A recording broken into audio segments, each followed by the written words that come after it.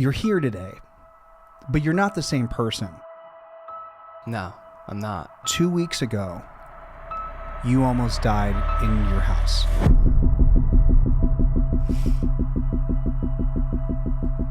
It made me really rethink everything in my life.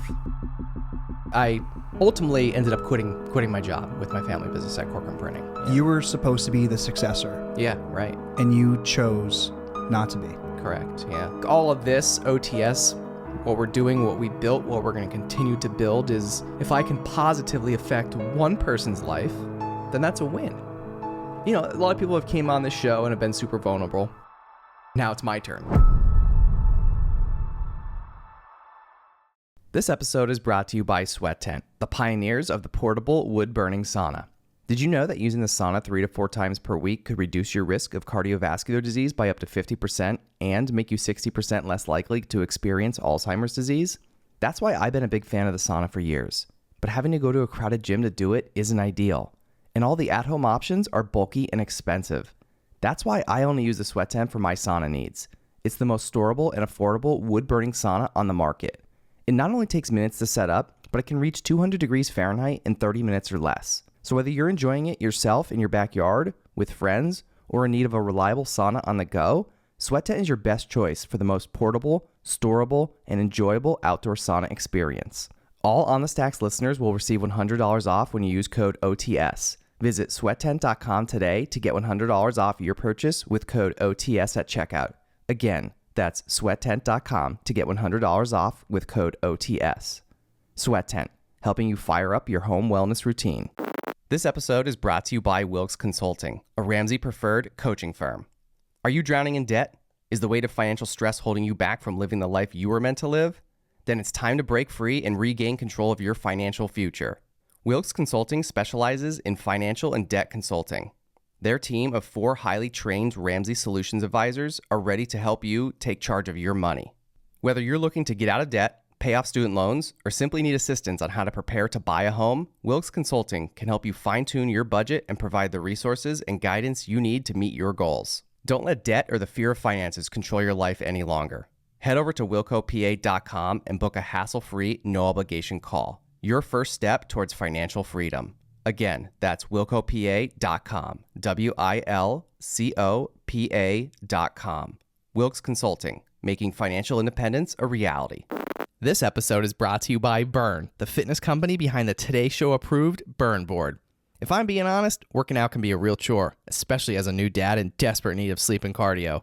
Burn is founded by NEPA native Jimmy T. Martin, and his Burn board offers a low-impact core and cardio experience unlike anything I've done before. They have hundreds of on-demand workouts that are great for beginners, seasoned athletes, and out-of-shape podcast hosts who love supporting small businesses. My wife and I use it pretty frequently throughout the week, and it's honestly a great way to burn a ton of calories without burning a ton of cash. Not to mention, it's a great tool for skiers, runners, wrestlers, and hockey players. Jimmy is offering all On The Stacks listeners 15% off when they use the code STACKS15.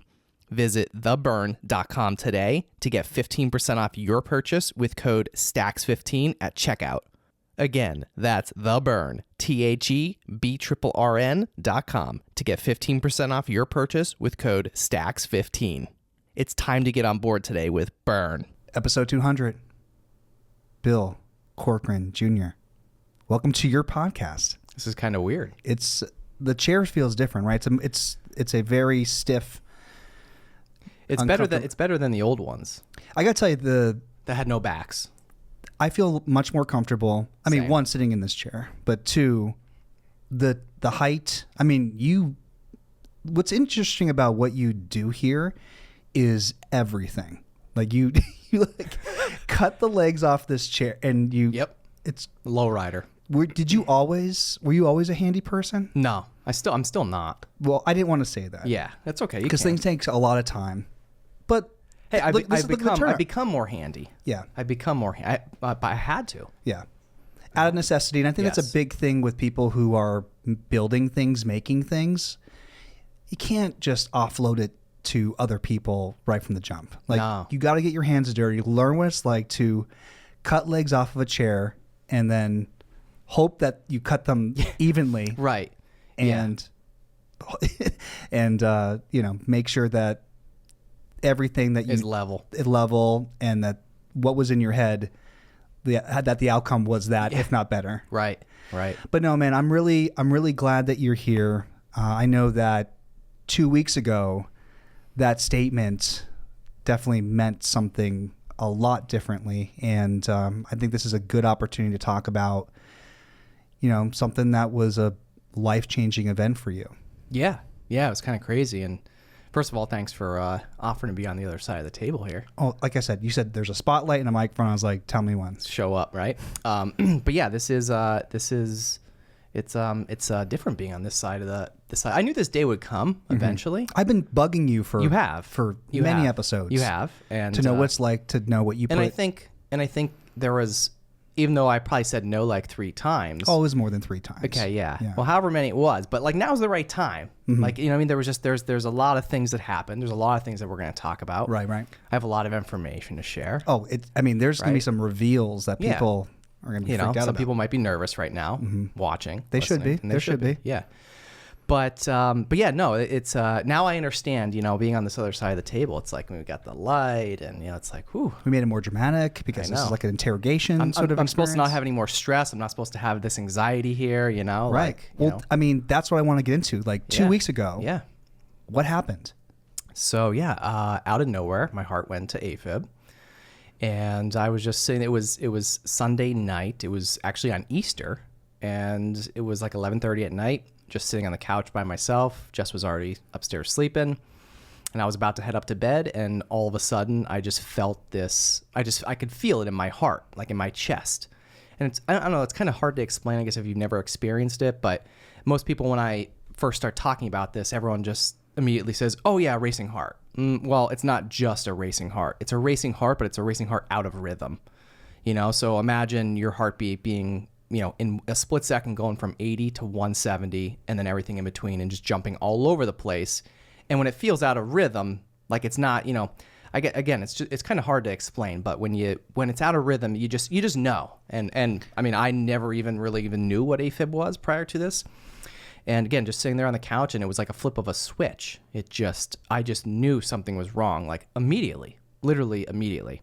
And at the time I wasn't wearing my Apple Watch, but I knew that it had that ECG feature in the watch. So the first thing I did, I got up, I threw my Apple Watch on, and I did the it takes 30 seconds. Just hold your finger on the side of the watch, and in 30 seconds it tells you if you're in sinus rhythm or not, or an AFib. And literally after the first one, it came up AFib. And I looked at it, I'm like, okay, that's weird. And I was like, I didn't even know what to do. Part of me was like, is this even happening? And, so I did it again, and I probably did it like 3 or 4 times, like thinking like, this can't be real, but clearly I definitely knew something I could feel in my chest. I could feel like, the fluttering, racing, out of rhythm feeling. And again, so I did it a few times. I sat there, I just tried to relax, tried to calm myself down, which, as I'm sure anybody in that situation, moment. How do you stay calm? Yeah, it's very, very difficult, right? So I went upstairs and I woke Jess up and I said, hey, like I think something's wrong. I said, my Apple Watch is saying that my heart, I'm an AFib. And she's like, what? And I kind of startled her awake, and she's like, well, I think we need to go to the emergency room. I'm like, okay. I'm like, do we, like, really? I'm like, is this like serious? Again, I know I'm kind of laughing about it now, but I could, because I'm on the other side of it, knock on wood.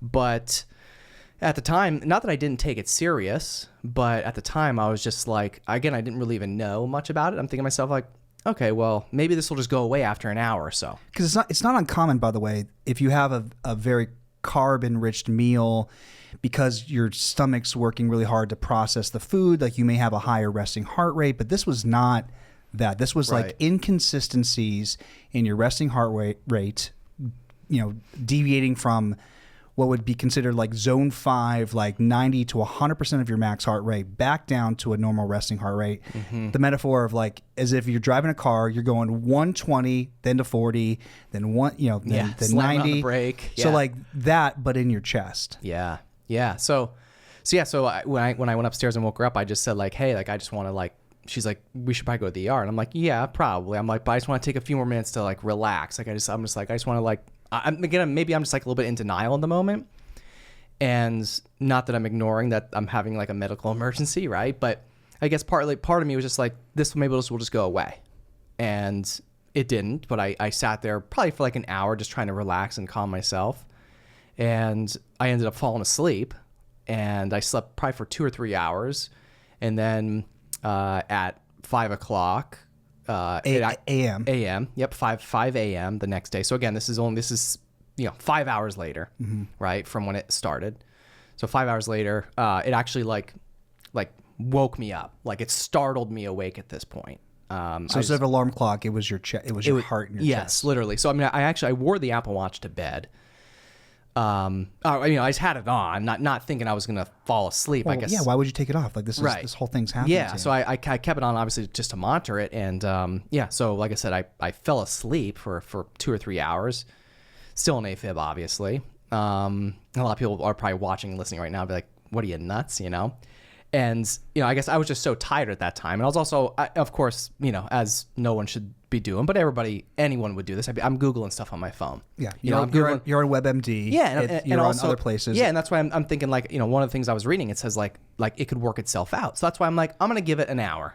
I'm going to give it an hour and a half. Well, guess what? In that hour and a half, I fell asleep. Because I'm tired. I'm laying on my back. I'm scrolling. Stressful, I'm tired, right? And, but yeah, so I fell asleep. And then, like I said, at 5 a.m., it just startled me awake. And I woke up to like 10 notifications on my phone/watch that, my heart is an AFib, based on the monitoring it did all night.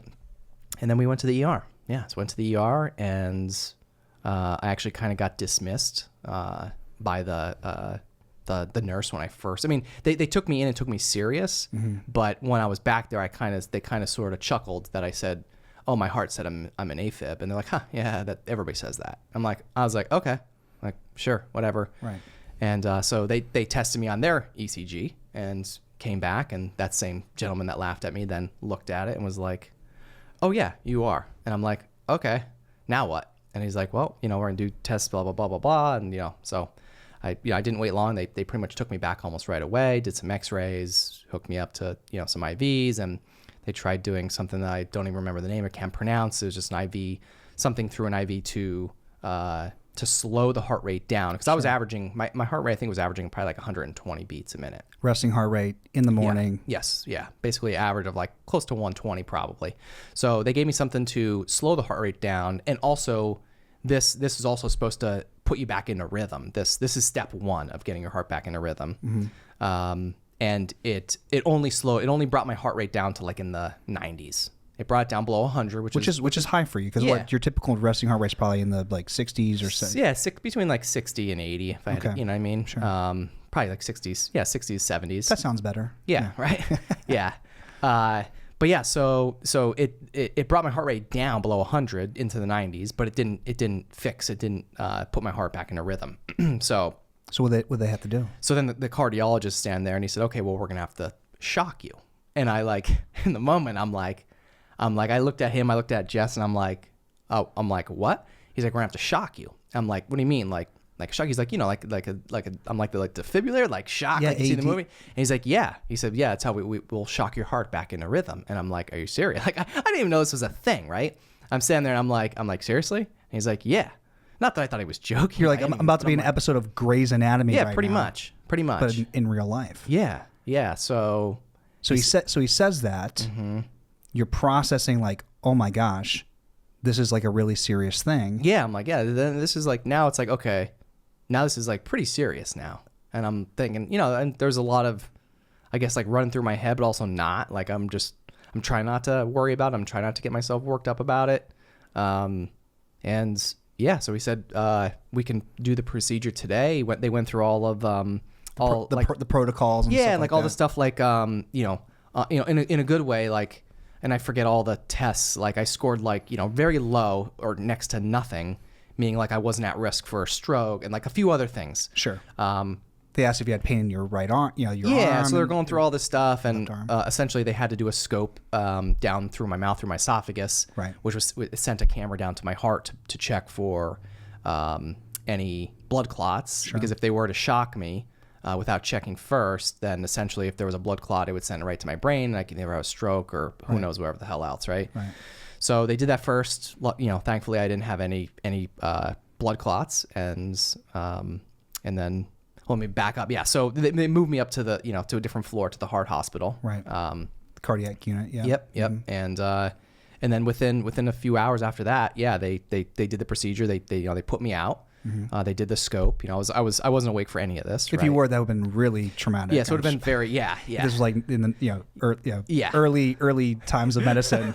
You would have. I can't even imagine. That's wild. I can't even imagine. Yeah. So I wasn't awake for it, and it wasn't long. It was maybe like an hour procedure or something like that. And they did the scope, and again I wasn't awake, of course, but they said everything obviously looked fine. So they proceeded to shock my heart, and they said sometimes you have to do it more than once. Luckily, they only had to do it once, and it brought my heart back into rhythm. And then the next thing I just remember waking up in the room, and Jess was there, and she's like, "They said that your heart's okay," and I'm like, I'm still like I'm a little foggy, I'm like, what happened? Like, everything good? And they're like, yeah, I talked to the cardiologist, who did the procedure, and they said everything looks good. Your heart's back in rhythm, and they're just gonna, we're gonna monitor you. We're gonna stay overnight. They're gonna monitor it, make sure that your heart doesn't go back out of rhythm.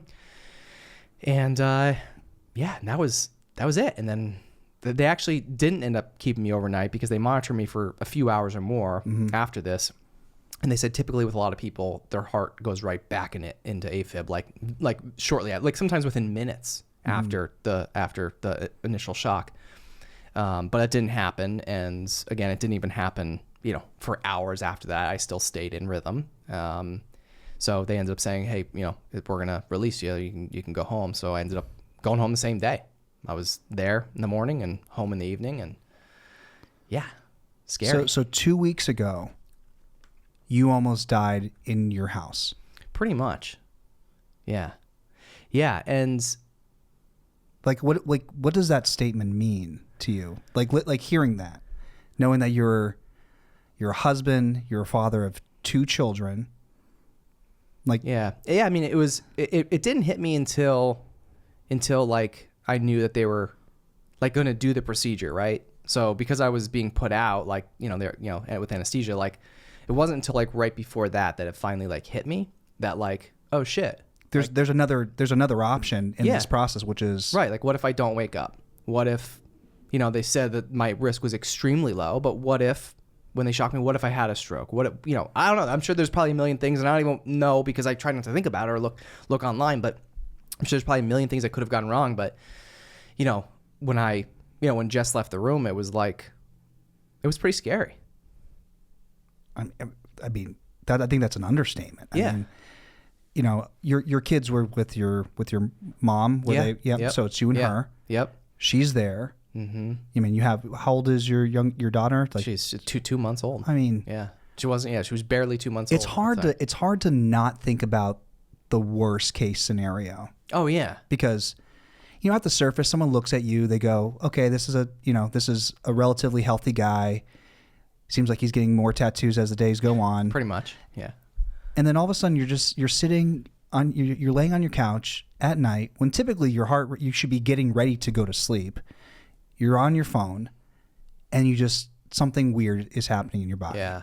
And one would say like, okay, like sometimes, I mean, is this anxiety induced? Is it, I mean, there's a lot of stuff that you're carrying with you every single day. Sure.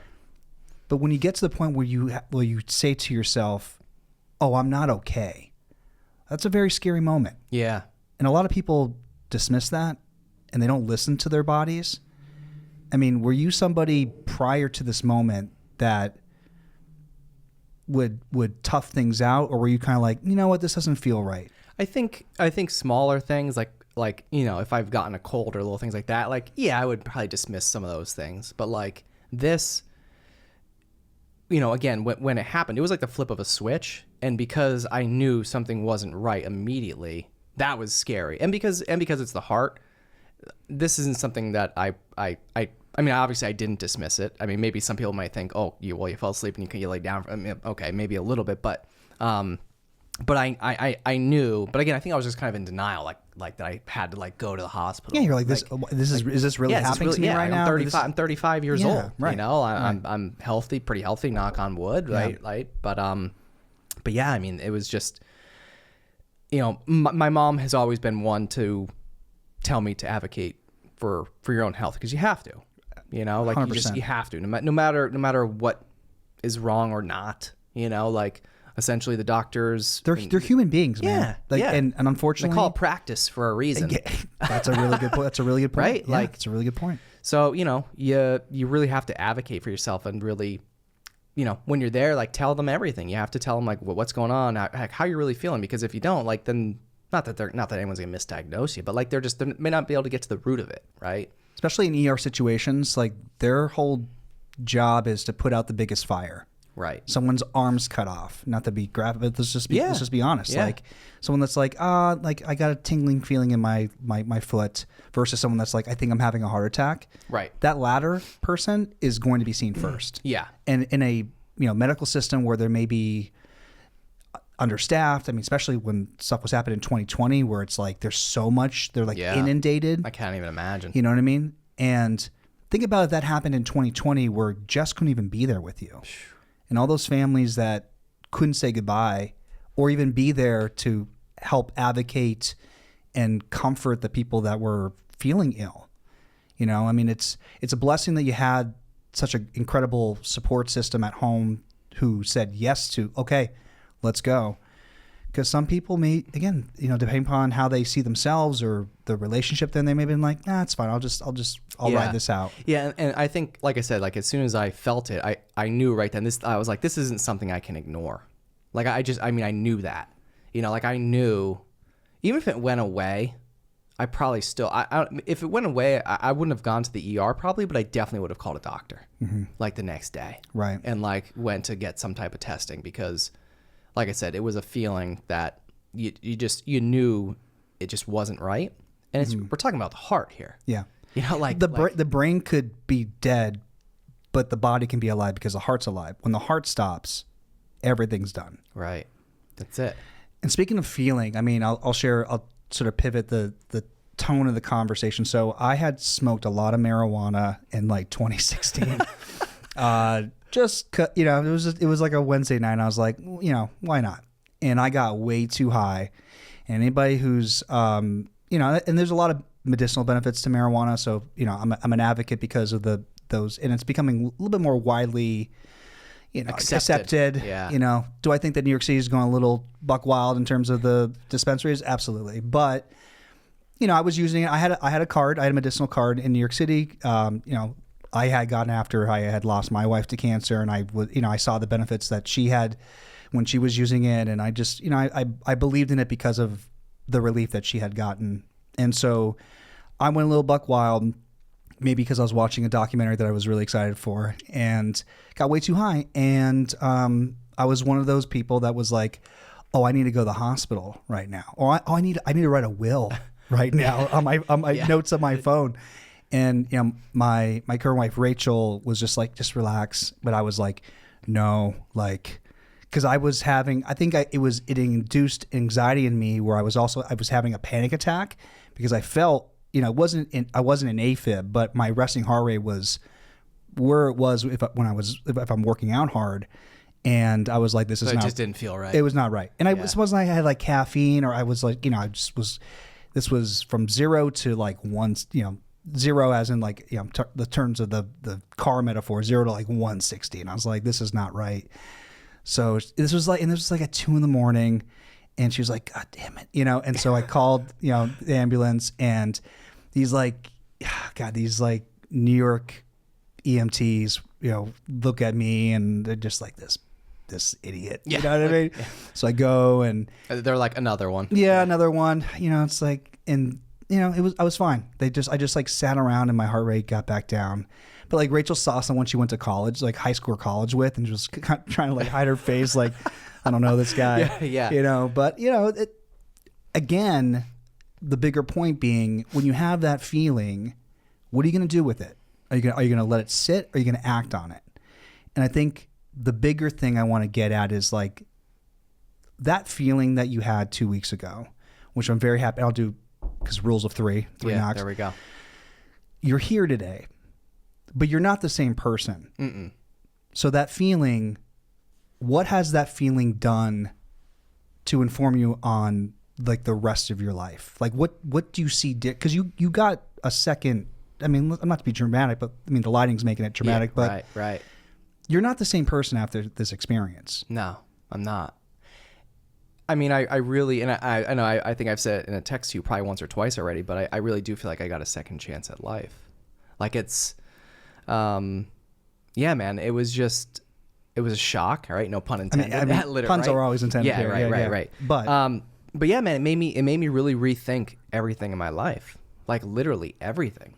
Like everything. So what did the day after, or not necessarily the day after, but the after feel like? Like what was the first order of business that you wanted to clean up in your life? Well, reduce stress is one. Again, not that, and again, I as of this recording, I don't know what caused it, and I don't know if we ever will, right? But you know, I said to myself, like, I'm going to make a lot of changes in my life, everything, like literally everything top down. And, you know, again, it was just go home, rest, relax. I have a heart monitor. I'm actually still wearing it right now in the moment. By the time this is released, I won't have it anymore. And maybe we'll have maybe some type of answer or results, but probably no answer, right, as to why it happened. But I think it's probably a combination of a lot of things. You know, again, I've over the last couple of weeks, I've had a lot of time to reflect on it. And, you know, I've been going for a long time. And a lot of people always tell me, hey, slow down a little. And I listen to that. And, you know, I take some days off here and there. But do I do a lot? Yes, I know I do. I mean, you know I do. Yeah. Everyone knows I do that, obviously watches this show. But I'm, you know, part of it is for a bigger picture, which we'll get to in a minute, right? But yeah, so right after, man, it was just, not that I didn't think about it, but like, it was just kind of like, I just had to go home, decompress, and then just start to reprioritize my life, including job, career, people, everything. Mm-hmm. Like literally, I had to rethink like everything. It brought, like, a moment like that takes you away from future tense to present tense. Yes. And that's a hard thing to oscillate from, because when you're someone that is, you know, entrepreneur, or someone that wants to have, you know, forward movement in your life, career-wise, you know, personally, you're always thinking about the next day. But like rarely do you sit in the moment that you're in right now and ask yourself, how do I feel at this moment? Because you're always like delaying gratification to the next day. And something like that makes you go, wow, like, what is it all for if I'm not here tomorrow? Right. And everyday people who don't experience these moments, they don't think that way. I know I didn't until I had a traumatic thing happen to me. Mm-hmm. And you go, well, what type of life do I want to live when I know that this like fleshed body, which can be incredibly resilient, but then one day you can get a cut on your cuticle, and then that could lead to sepsis, or you can be sitting on your couch, laying on your couch, and go into AFib. You're like, yeah, potentially die, and you have no, and like just in like that, in a flip of a switch, it's just like, right. What the hell's happening? Yeah, I mean, like, so you're now in present tense, yeah, and you're thinking, oh, I need to make some changes. Yeah, and I just, you know, like you said, like I've always been one to not celebrate anything in the moment, but maybe I haven't been living in the present as much as I probably should be, right?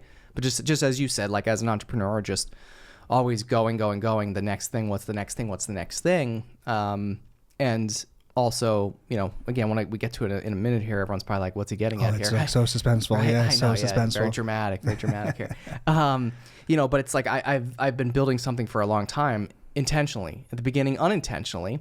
But, you know, because of this, you know, I've been doing a lot, right? And, you know, part of you've been stacking a lot of responsibilities on yourself. Yeah, stacking, right? Yeah, including the stress, maybe. But and everyone's asking this. They're like, well, like, were you more stressed at the time, like in the moment? I'm like, I really wasn't.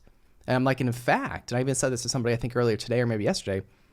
In fact, like that day or maybe even the day before or whatever, or a few days leading up to it, I didn't feel any more stressed than usual. Maybe even actually a little bit less, which is kind of weird. Wow. Yeah. I did feel a little bit off maybe a few days leading up prior to this. And then I also had some weird like sinus infection. So maybe it was just a combination of that, why maybe I felt off too. Not that I could have predicted that would have happened on Sunday night into Monday, even if I felt a little bit off before this, because it wasn't any off feeling that I've never felt before. Well, by the way, people should know this happened on like April Fools. Like, yeah, that's the other thing. Oh my God. Which I thought was you're like the ultimate prankster. I am. And we thought, Eric and I, when you told us this, we're like, oh, this guy's just pulling a fast one. Yeah, and I had to start every text off with everybody like, hey, just FYI, this isn't an April Fool's joke. I know I'm a big, jokester. Yeah. But I did, because then I think I even posted that same day. I did, because it was April Fool's Day when I was in the hospital and got home. And but even when I posted, I said, this isn't an April Fool's. I wish it was. Because if it was the commitment to this, it would have been joke, very serious. But then I think karma would have got me, and I probably would have got struck by lightning the next day. That's probably so we don't, I would never joke, and I know you know this. I know a lot, everyone that does know me knows. I would never joke about something like this. But you're right, it would have been the most epic. Yeah, it would have been. It was. I mean, the length that I would have gone to. I mean, in the hospital bed to incur a hospital bill. We built a whole hospital set back here, oh guys. My God. Joke's over. No, I'm kidding. No, it really happened. But yeah, man, like I said, I really had to rethink my entire life. And I guess we'll kind of get to that part of the chapter now. So let's dive in. So what was the first thing to, I mean, from what I know about you, and again, what's really interesting about you is that you're a very public person because of the podcast, but you're extremely private. And there's only a handful of people. I'm very happy to be one of them where, you let people in because, as one should earn someone's trust. And, I think this is an opportunity for people to get to know you behind this mic as much as you usher in people so that they can hear their story. So your story, from what people may know, like you've been balancing a job that you've had for a very long time, one that's very meaningful to your family, and trying to obviously, ink your own identity with this podcast, with this new media venture. And it's been really awesome to see along, on the sidelines and also alongside you, like you building and building and building and building to the point where we're here today. But you've realized that something needed to change sooner than I anticipated. So what changed? So again, in the reflection of after a few days, I ultimately ended up quitting my job with my family business at Corcoran Printing. And I didn't intend to leave there as soon as I did. I was supposed to be there until June 28th was actually going to be my final day with the company. Now, anybody that's listening or watching this, very few people know, like for a fact, that this was, going on in the background. Some, again, very, very, very few, but I'm sure a lot of people probably could tell by what I'm building here at OTS that the handwriting was kind of on the wall, that this was kind of the direction I was going to take my life and career. But yeah, so like I said, at the time, I had intended to go back to work, aka my day job, aka Corcoran Printing. I intended to go back after a few days, and I ended up just taking the whole week off just to relax, right? And middle of the week, this again just a few days after I got home from the hospital, I just, again, all the rethinking that I had to do, I just said to myself, like, I really need to, again, reprioritize my life. Put you first. Put me first, which I've very rarely have done that. So I had to make the difficult decision to resign immediately, which, it was a very difficult decision. This is not and by the way, I mean, people who are, listening or watching, not from this area, this is not just a regular job. This is a legacy business that's been around for 84 years. Correct. Yeah. And how many generations before? Four generations before. Yeah. I would have been. I was the fourth generation. Yeah. You were supposed to be the successor. Yeah. Right. And you chose not to be. Correct. Yeah. That's not. I mean, look. I can't imagine what you felt in that moment. You know, and I know that you've been thinking about this, but like the courage to actually press go on where you want to go is tough. But something like what you experience, it just seemed like it was inevitable at that point. You know, like I said, you know, a moment ago, like it was my plan to leave anyway. That it was already in the works. Right. My exit was already happening. It wasn't supposed to happen when it did. You know, I'm not like bitter about it, nothing. Like it's just, you know, it's emotional for sure. Yeah. You know, like I was there for 12 years. Like that's a long time. It's a lot. Like it's, you know, yeah, it's. So what was that conversation like? I mean, I know, I'm sure your dad knew that this is home now. Like oh yeah. But, yeah, he knew. Yeah. And this, again, like, it was all in the works, you know, but again, it wasn't, I wasn't supposed to leave when I did on the terms that I left. Mm-hmm. And I didn't leave on bad terms. You just left on your terms. Yeah. And I just left. That was it. I had to. So you go through this experience, you realize you got to put you first.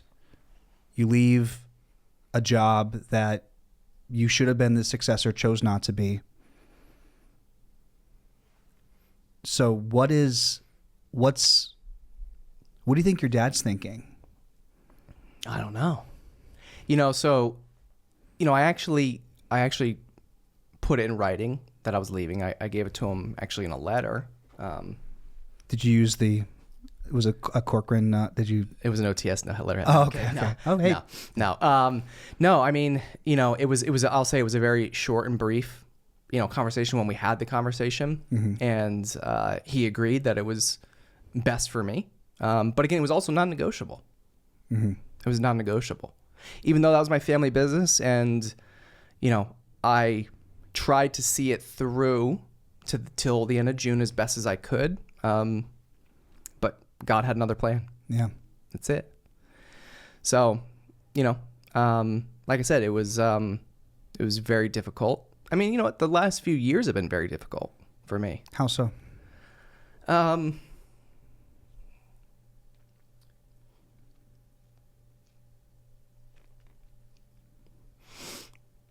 Take your time, man. We're here.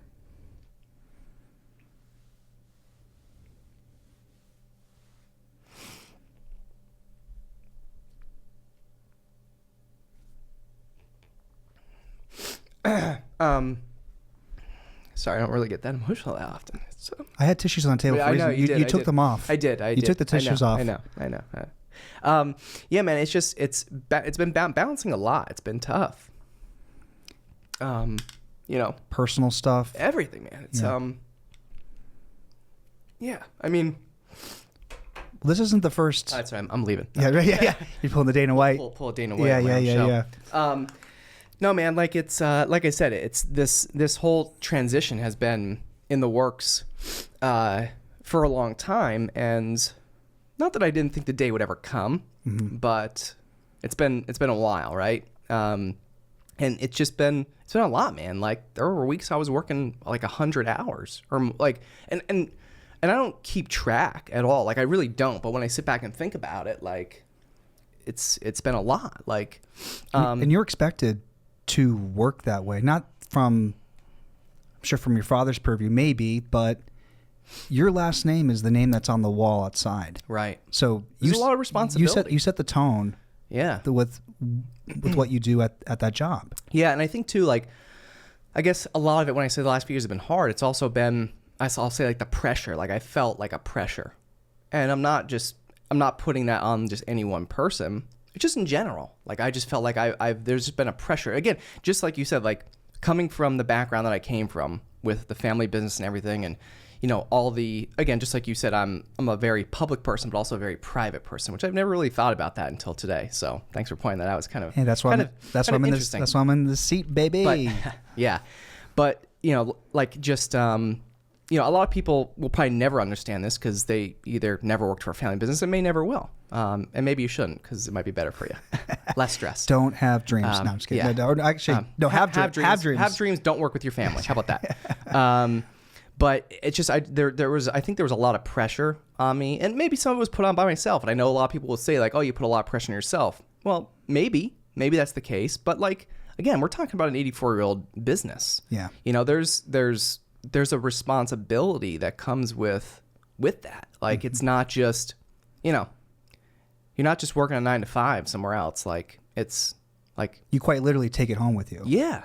Yeah. And it's hard to, like, it's hard to have a balance. And everybody talks about having a balance. Like, in my opinion, it doesn't really exist. Mm-hmm. Like, it almost doesn't. I argue that, and my business partner and I'm happy that I work with him because we sit on two different sides of our business, and everything's a Socratic conversation where we're trying to find a collective truth, even though we're on two sides of the table. But I truly believe business is personal. I agree. If you don't take it personally, especially if you're somebody that is starting a business, you have the most to lose. Like your employees or your contractors, they don't have the same buy-in that you do. Right. So you being crappy at your job is going to affect your family, your ability to put food on the table or Seamless on the table, or DoorDash on the table. Right. But it needs to be personal. You need to take it personally because you have to. Because if you're not all in, get out. Right. So you're carrying that, knowing that the pride of having Corcoran Printing being the name in this area for the work that they do, and you being a person that rises to challenges, knowing that, wow, like, am I going to collect this baton if passed to me? And having to think about, well, what would life look like if I did? And by the way, I think people just need to know, right when you graduate college, you didn't just get hired. Right. You worked another job. I did. Yeah. Right. To have to prove your worthiness to be able to work at this pace at that job. Correct. Yeah. And one other thing too, and before we even go any further, I want to clarify this too, because I think there's a lot of misconceptions about me, and I'll say like what I do, like just my job, career, the family business, etc. A lot of people think, because a lot of times, and even I say this sometimes, like, oh, like I'm taking over, or I was going to be taking over the business, and when you say that, like taking over. Again, maybe those are the wrong words to use, but a lot of people assume that I was being handed. I would say handed over. I was being handed. Yeah, taking over is not handed over. Right. And by me taking over or potentially taking over that company was not me being given a company for free. I was going to be purchasing, let me say it one more time, purchasing the company. There wasn't just, oh, Bill's dad's retiring and Bill Jr. is just taking over the company and his dad's giving it to him. I wasn't given anything. I wasn't given anything. No. And I was, and that's it. And like I think a lot of people just assume that. A lot of people assume that about me. And I think a lot of people assume that about anybody that has a business where their last name is at the beginning of that. Yeah, and in some cases, in some families, and I don't know this to be true, so I'm not like saying this about anyone in particular, but maybe that is the case in other family businesses, and it may very well be. And I'm also the type of person, like, I wouldn't even have wanted it for free. Even if I was given it for free, I wouldn't have taken it. Right. You know why? Because I just didn't want to do it. It wouldn't have been earned. Yeah, and I just didn't want to do it. Right. I literally just didn't want to do it. I finally came. I give you free compliments all the time. You're like, I don't want them. Like, that's right. Yeah, you're exactly. that type of guy. Take it back. Take it back. Yeah. No, but like that's again, that's one of the other things. It's like, and not that I was afraid of like taking on debt and having to purchase the company like that doesn't bother me. Literally, I've taken on debt. Yeah. I'm not afraid of it. That's how you grow. I'm that's I don't want people to think, oh, he just didn't take it over, because he didn't want to take all. No, I don't. That doesn't scare me. Right. What's probably scared you was your heart wasn't quite literally. Your heart wasn't in it. Right. Regret. That's what scares me more. Saying yes because of obligation rather than interest. Yeah. Yeah. That's a tough thing. I mean, look, I think we share a similarity with wanting to do well because anything that's other than well affects the name that we carry. Yeah. I mean, for my grandfather, Yeah. karate school. That's right.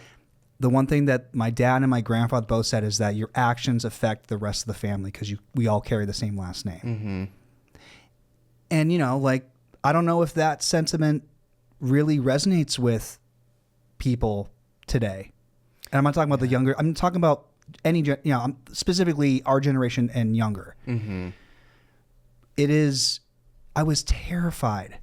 I was terrified of messing up. I didn't even know where in-school suspension was in my high school. I did. I did. I was there all the time. Oh yeah, and I want to get to that because you're a wild man. But like, there's an expectation for. There is, and that's when going back to the pressure. That's what I felt. Even though like most people say, "Oh, you put that all on yourself." Well, maybe, but like it's there. Like it's almost unavoidable. And it was it's definitely like an inherited stress. Yeah, because you don't have an 84-year-old business, right? Because people didn't give a shit, right? And want to not have. And some people might look at it and be like, "Oh, what's the big deal? Just walk away." Like, no, like, well, you don't understand. You'll never understand. Some people will never understand, and that's okay, right? I'm not going to sit on a soapbox and try to get people to understand. There's certain people that will understand. There's certain people that never will, and that's fine. But like, it's not like everyone just thinks like, what's the big deal? Like, oh, so what? Just get over it. No, like it's not that easy. Mm-hmm. It's not that easy. Like, and again, and part of it also is you feel like you're disappointing people. You feel like you're letting a lot of people down.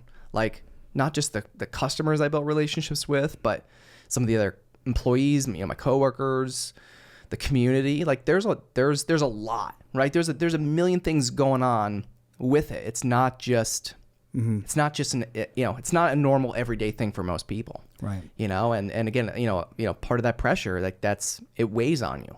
It weighs on you, and that's gone now. Yeah, like mostly. Partly, So what's interesting is that while you were, about 7 or let me do math on the spot. So you were 12 years podcast. You started this in 2020.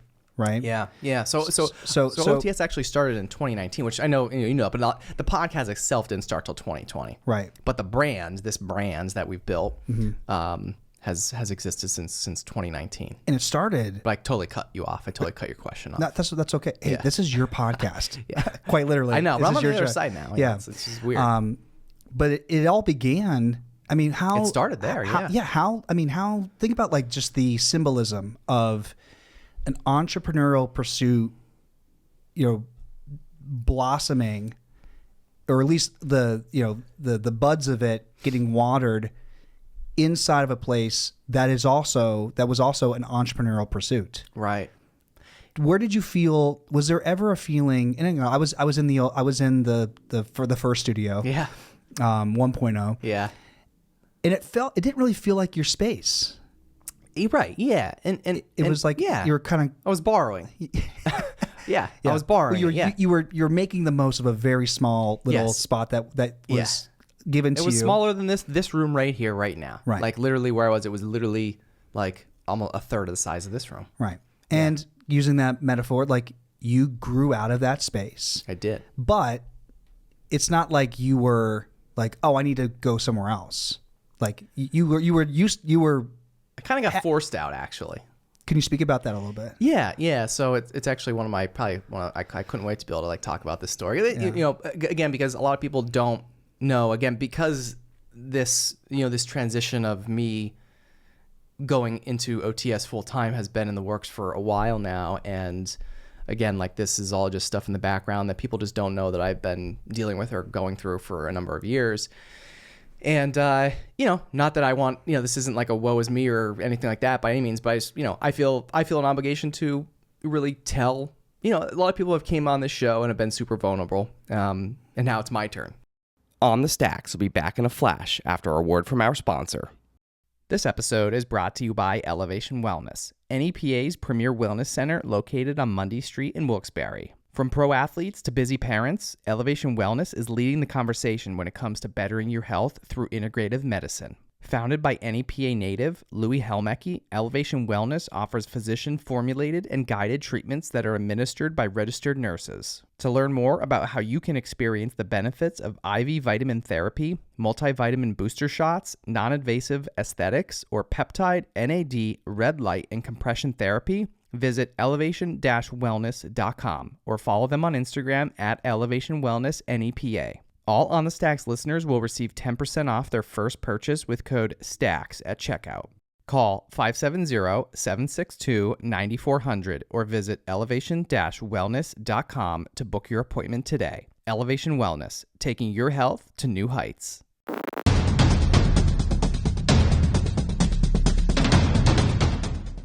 A lot of times when people are in car accidents, kind of forget what we should do. First and foremost, call 911. Then, get out of your car before moving it and take pictures.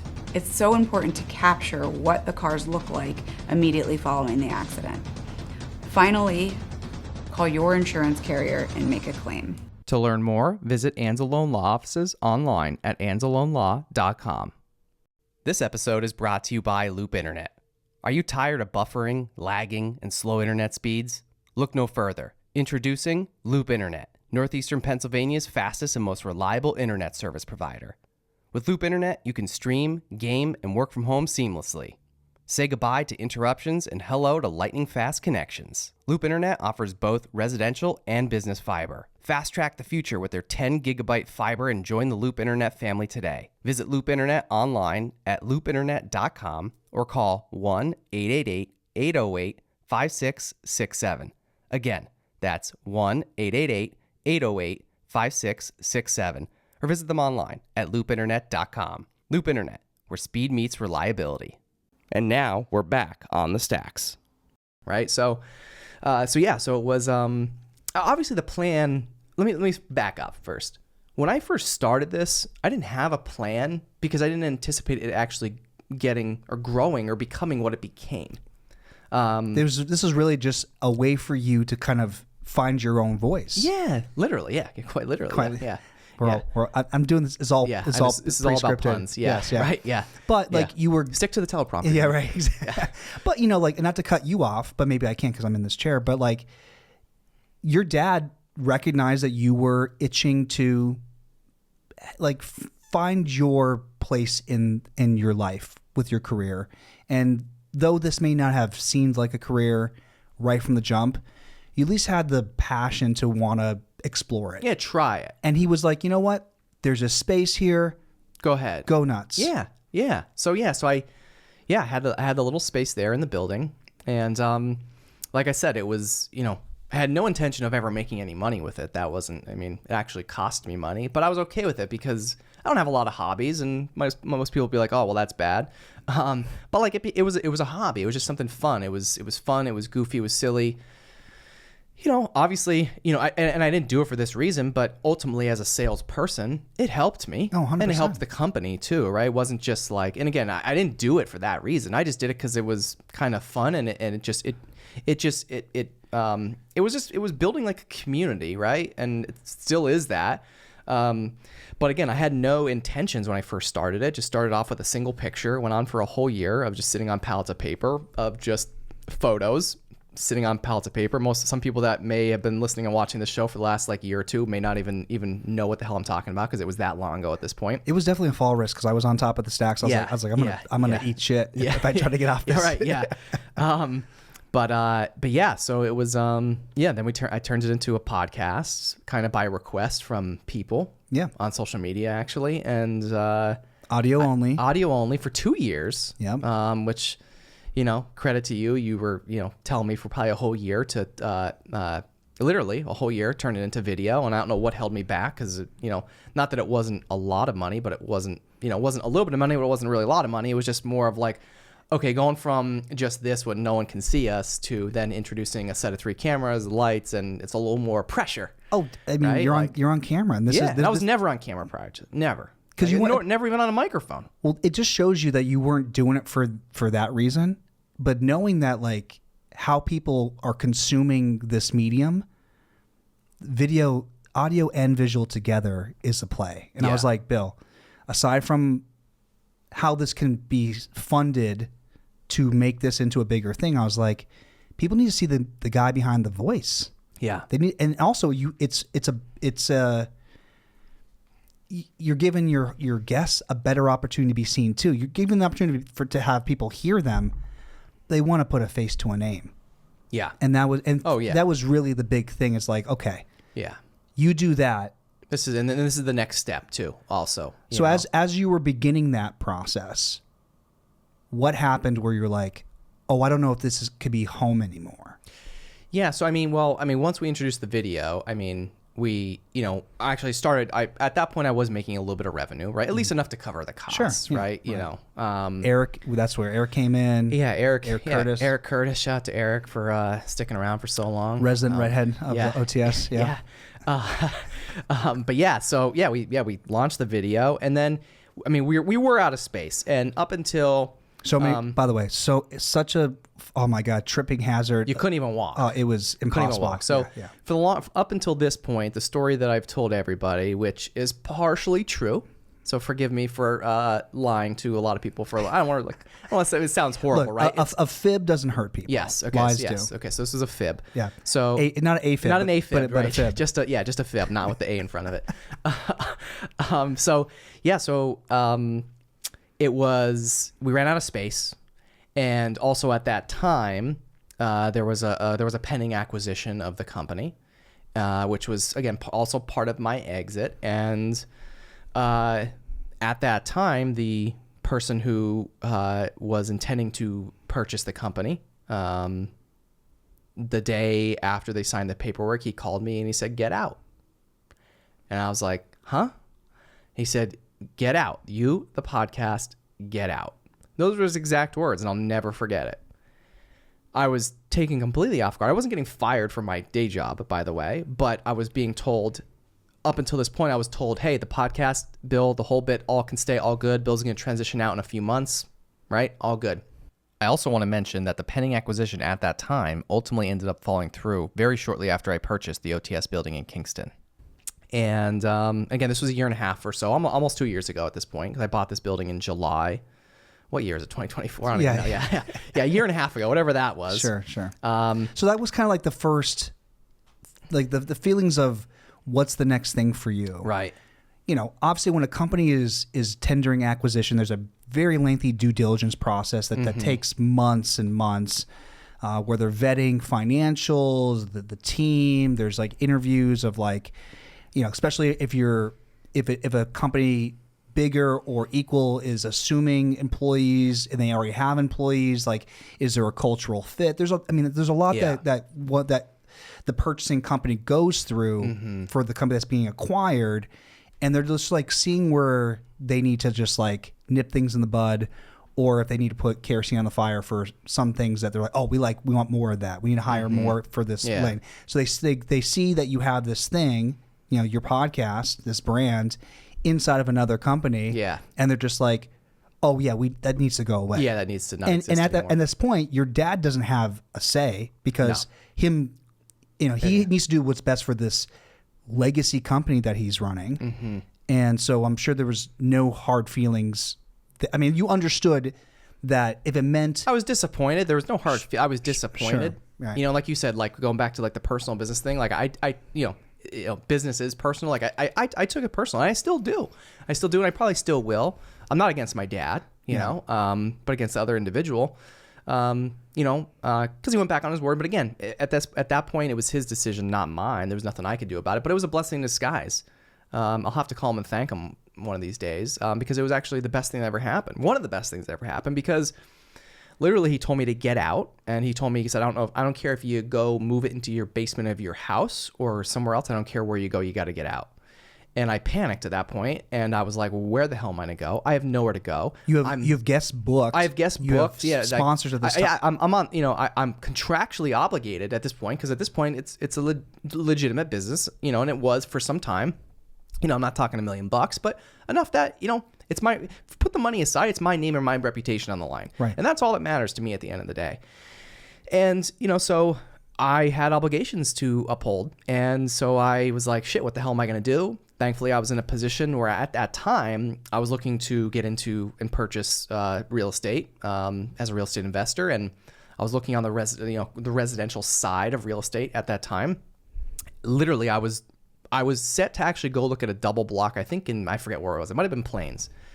Then when I got told like you have to leave, I called my realtor and I was like, hey, cancel that showing. Find me a commercial building tomorrow. Who's the realtor? Do you want to give a shout out? Yeah, shout out to Alan Klein, my buddy. We grew up together. Yep. But yeah, so I called Alan. I was like, yo, Alan, not going to see that. I would have bought that place. Like I literally would have bought that double block, 2-unit apartment. I would have bought that if it wasn't for this. And then I probably would have maybe been screwed because I wouldn't have then been able to buy this because I would have put all my money there.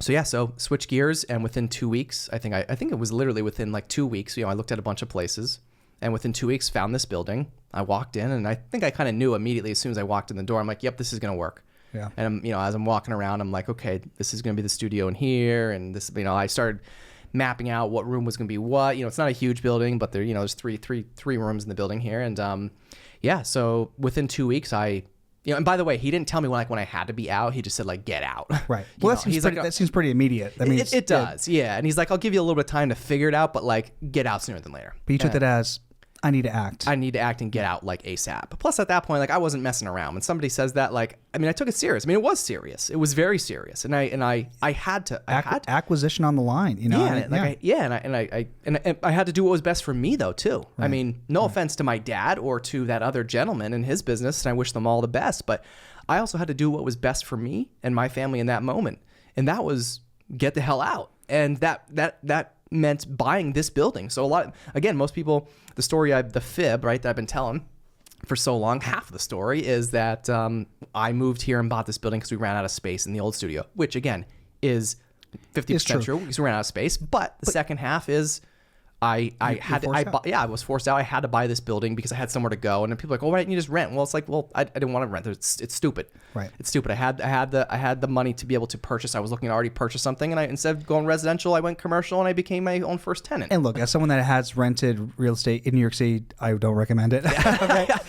Don't lease that unless you want to pay $26,000 a month. Right. For like a cuticle size space. Which was great. We did a lot of fun stuff there. But going back to like obligations, like owning something, a sense of ownership was important to you because you essentially have been leasing your life to somebody else, and you were like, I want to have some ownership, my own thing. And going back to the fib thing, you would have gotten in trouble. This happened this was a Corcoran printing thing. So to disclose that publicly, I couldn't. You couldn't. But now that you're no longer right. Now we're like, it's all good. It's all good. So so give yourself some grace. Like you were you're a very truthful and honest, you're a very honest person, and people that know you know that. But I think like you were protecting the name of you're protecting your family business, right. So I think that anybody could understand why you would want to frame it that way. Yeah, and I'm not thinking like, oh man, people are gonna be mad that I told a little lie, right? Like I'm not worried about that. A fib. Yes. Thanks for correcting me again. Yeah. But yeah, no, I just want to make I just want to share it because I want people to know like the real story of what how this all really happened, because I think again, even with this, I've heard people say that somebody else bought me this building. My dad bought me this building. Mm-hmm. Nobody bought me this building. Yeah. I bought me this building. Right. And that's important to me because again, like going back to the whole, Bill Jr. is just taking the company over, or like he's just getting handed this and then no. Just like this, like daddy or mommy or nobody bought me this building. I bought this building. I assumed the debt. I took on the risk. Mm-hmm. I took on a ton of risk. Yeah. And to be honest, and I have no shame in admitting this because we're in a much better place right now with OTS, but when I bought this building, I got the mortgage. OTS couldn't even pay the rent to myself. And of course it was owned by myself. So essentially I don't have to pay the rent at the end of the day, but I have to pay enough obviously to cover the mortgage and taxes, et cetera. But at the time, man, a year and a half ago, I couldn't even pay the rent. But obviously I paid it out of my own pocket. And I just did what I had to do to be able to build the company and build more sales and become more profitable to where it is now. And I'm grateful and I'm proud to say, like, we can afford the rent now, right? Like, but going back to, and I think that's important for people to know, because again, going back to this whole, how did things happen? People want to know about origin stories, because then they have a certain opinion about people who are experiencing a certain amount of success, and I just think that like oh, it just got handed to them, or it was overnight, or this and that. Like, none of this was. But I think it's very clear now that wasn't part of your story, right? And I think what's important for people to know, because I think that I'm observing, having spoken to high school students on many different occasions at high schools here and outside this area, and also to college students who are, they're graduating, and whether their teachers are telling them, this is what you should make, like this is what you deserve to have. Yeah, this is the path you need to go on. Man, it couldn't be anything further from the truth. And I think that it is so important to have people understand that there is a lot of hard work that goes into the final product that you see. Like the whole overnight success was actually a 20-year story. Yeah. So your experiences working at Corcoran Printing for 12 years, selling, which by the way, 5 of it. Right. Yeah. 2, by the way. 5 of it, I was doing this stuff on nights and weekends. Yeah. So you have this 100-hour-a-week job, maybe even more, where you're not just at the office, but you're also traveling. You have obligations to your partner. You're thinking about building your future. You rented for a long time before you bought your home. You were like mapping things out. Like this wasn't just like a knee-jerk reaction. I'm going to do all this. You're like, no, I need to walk before I can run, and then run before I can sprint. And this was all in the works. But going back to like how this AFib situation was like a catalyst for change, that situation was similar, where you're like, oh, I need to have a sense of ownership in my life. Right. And I need to actually physically remove myself to actually feel like I'm building something. And put myself first. And put yourself first. Yeah. Right. So all this happens. Obviously, we're here today. When you look back at who you were in this process to be able to sit where you are now, what are some things that you would do differently? And I know you're not a guy to look in the past, but if you were in 2019 or even before then, because I don't even know if you had the aspirations to refine your voice through this medium, but say somebody that looks up to you and wants to do something similar to you one day, what would you recommend to them if in fact they find themselves in a similar situation? It may not even be a family business, but they're working for somebody else, but they want to have their own thing, but they don't know how to start that. I think everybody's always looking for like, how do I find my passion, right? That's always like making their passion their profession. That's always like the $1 million question. And I don't think there's any one right answer to it, so I'm not really going to give you the answer like that you probably want, but maybe. But just trying things, like try multiple things, like literally, and it's not going to happen overnight. That's the other thing.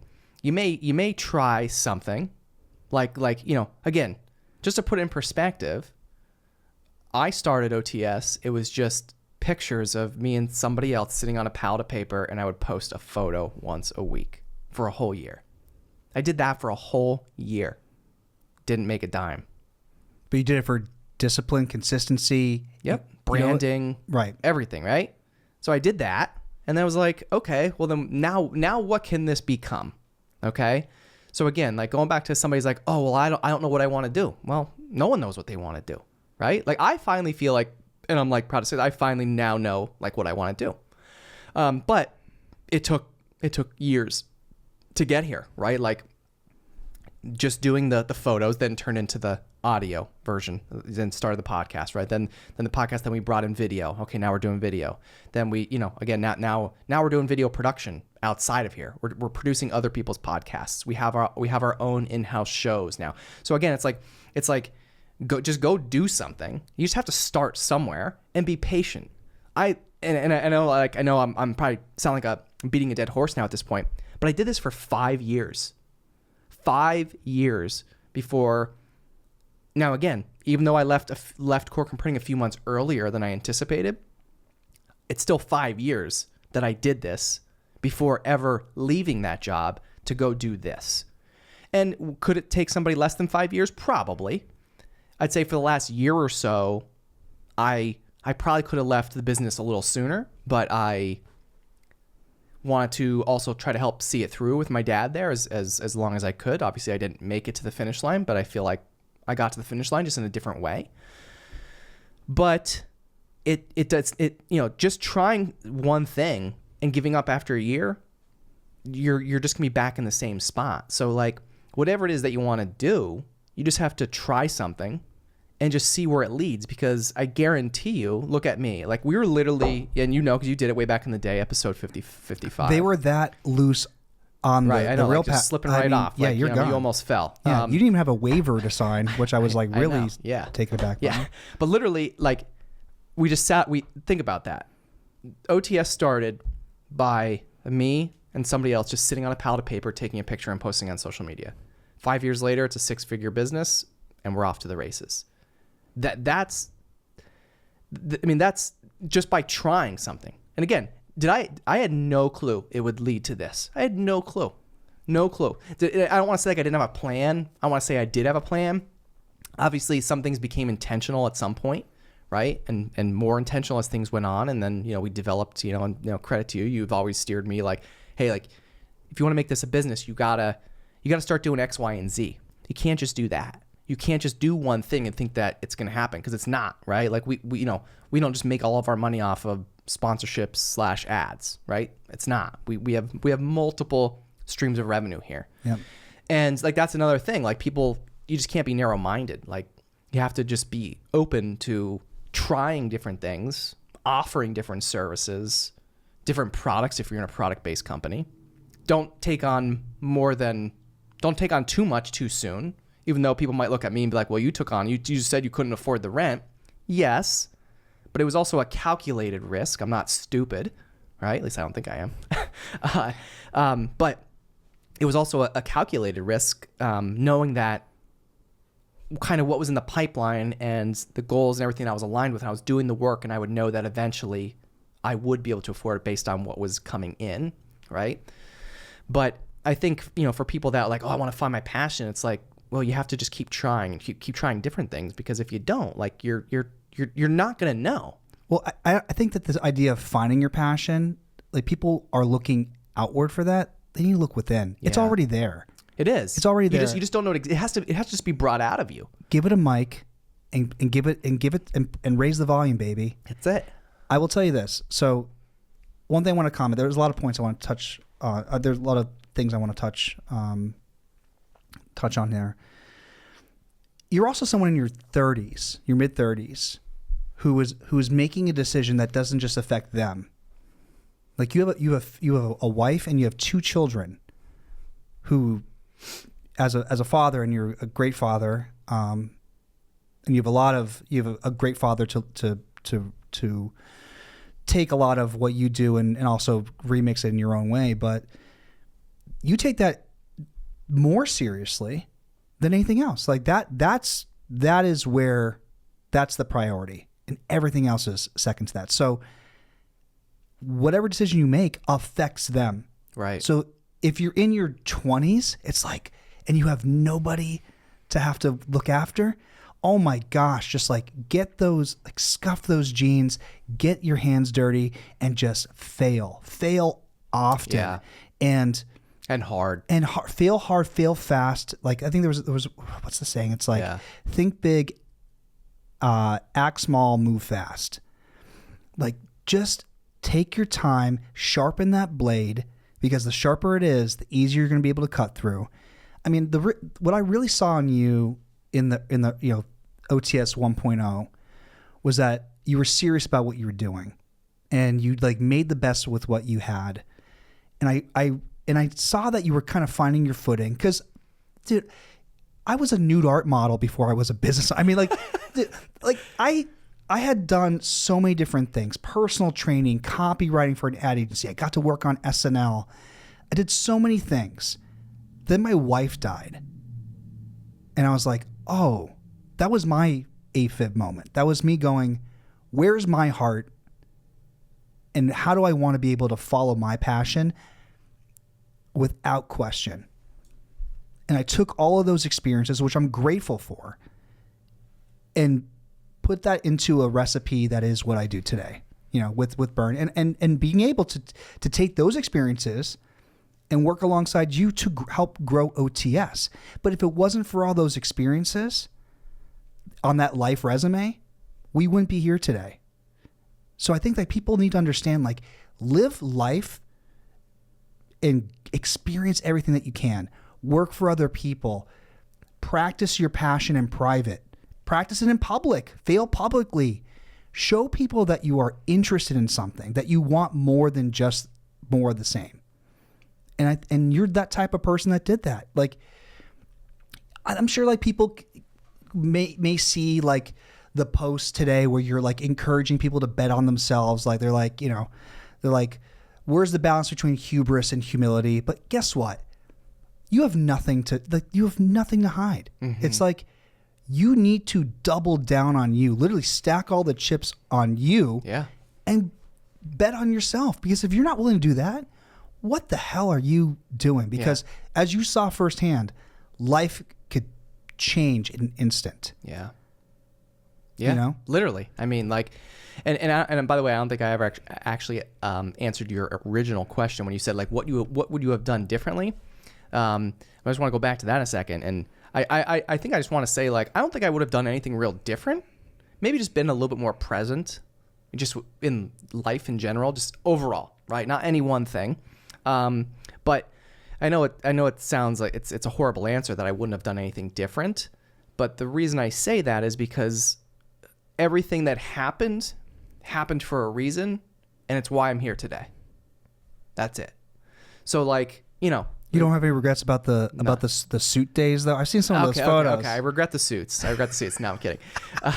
Like I said, like because, as shitty as some of the things that I've gone through, over the last couple years or more, like good and bad, whatever, I'm here and it's all good.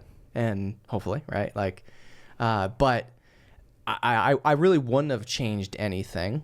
I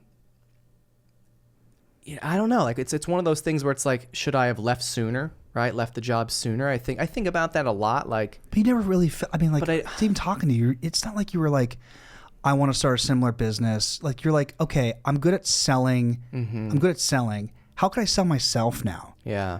And I don't think you've ever. I mean, correct me if I'm wrong. You weren't ever like, oh, I want to be a VP of a sales. You were just like. And the other thing too, but just by the way, I also just want to say this because I feel like maybe I've never like said this like publicly is, I think, like I also maybe got like a little complacent there, meaning like I felt like I kind of sort of topped out, meaning like could I have made more money? Yeah, probably. But I think the only way I probably would have made more money is if I purchased the company and then became the owner and ran the company. Because you were the top salesperson there for over a decade. Yeah. So I mean, I sort of got a little complacent because I don't want to say stagnant, but I sort of topped out, right? But what I really want to say is I feel like for so long I was just chasing a paycheck. I was chasing the money, right? And I'm not one of those people that's going to say money, won't bring happiness. That's really cliche and stupid because I think money does help with a lot of things, right? Makes life easier. Makes life a lot easier. It's a tool.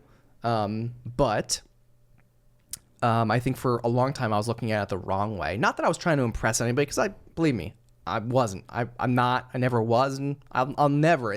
To me, I don't give a shit. I can substantiate that. Your social media posts way back when were not impressive. So right, exactly. I was never. There's nothing about it impressive, right? But maybe your drip, maybe like your sort of hype beast, sort of your shoes. Yeah, they started to increase, and the ones you wear today are really nice. By the way. Exactly. So, was that a Gemini? Was that? It wasn't. Did I just? Don't tell him. Okay. Hopefully he's not. We'll listening. cut this. Cut that out. No. But I think for the longest time, also too, like with me, and this kind of also I think ties in with like sort of like going after and finding your passion, right? Like a lot of times when people are like, oh, I do my passion, but it's not going to make money. So then it's like, oh, you can't do it. It's a double-edged sword. Everyone's like, oh, well, my passion is art, but I'm not going to make any money from it. It's like, okay, well, pause. Yes, you can, number one, and I'm not even going to go down that rabbit hole. It's like, yes, you can, all right? But again, like for me, it was like, okay, I didn't hate printing. I didn't hate the job. It was a great job. I had tremendous opportunity. I capitalized and then some on the opportunity. Made a lot of money. But ultimately, at the end of the day, it just wasn't fulfilling anymore. And, you know, I think because I made the money that I wanted to make, and now I'm like, now what? Now what?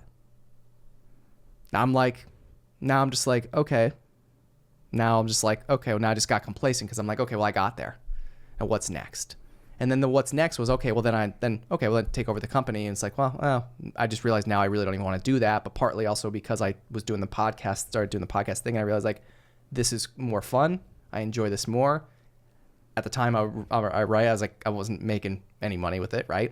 But I was like, but I think down the road, maybe eventually I could make money with it.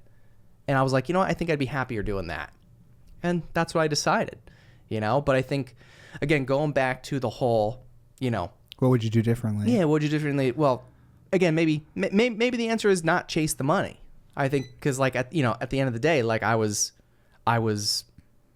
not that I was just doing it for a paycheck, because I don't want anyone to take this the wrong way. I like the job. I love all the clients. I still do love all the clients. You know, like I have great relationships I've built with people for over a decade, and I'm still gonna have those relationships going forward. You know. Shout out Jerry, by the way. Yeah, shout out Jerry Rizzo. He's an OG. Yeah.